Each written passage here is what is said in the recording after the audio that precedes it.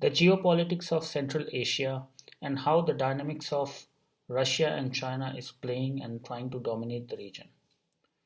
Now, if we look into the current crisis which is happening in the Central Asia, Ukraine, Central Asia, Eastern Europe, then Russia is trying to destabilize the nation from what we see from the international perspective, and a huge, massive troop is set at the border of Ukraine and looking for a reason to invade.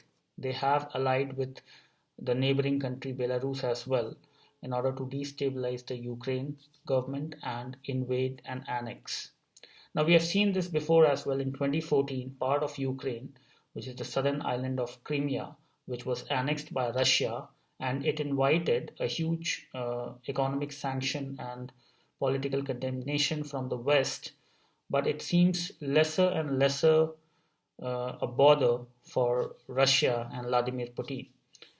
Now, in this time also, we are seeing that on this side from the West, NATO is gearing up. All the countries are putting their army in the border to confront and to safeguard the interest of Ukrainian government and to confront the Russian army troops in case required. So that is something NATO is there, and it is to be seen how this will be taken forward, because overall, if we see that the power of US as a superpower has been is not seen as very supreme in the current context of COVID and even before, and newer powers like China has emerged.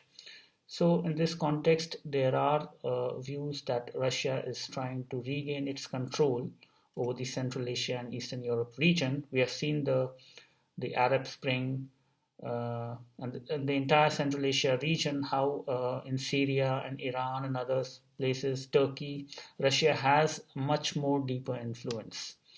And even in Afghanistan, we see it's completely destabilized. The sudden removal of US troops in 2021 last year, and now that is being managed in a way by Russia and China.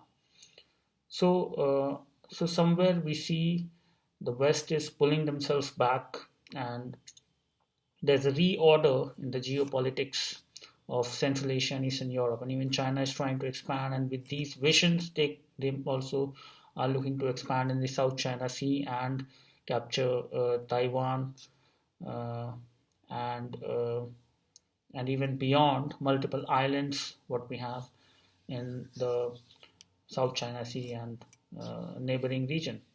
So it can be seen as a new era of cold situation cropping up, wherein the powers Russia and China are growing and growing and trying to expand their space, and is not bothered by the economic sanction and political condemnation from the West. So the West, or the democratic part of the world, and that may include India, and that does include India, needs to confront this expansionist policy of the Central Asia heartland, Russia and China, and democracy needs to be or independent sovereignty of each nation needs to be protected and preserved in this 21st century. Otherwise, the world will destabilize again. Thank you.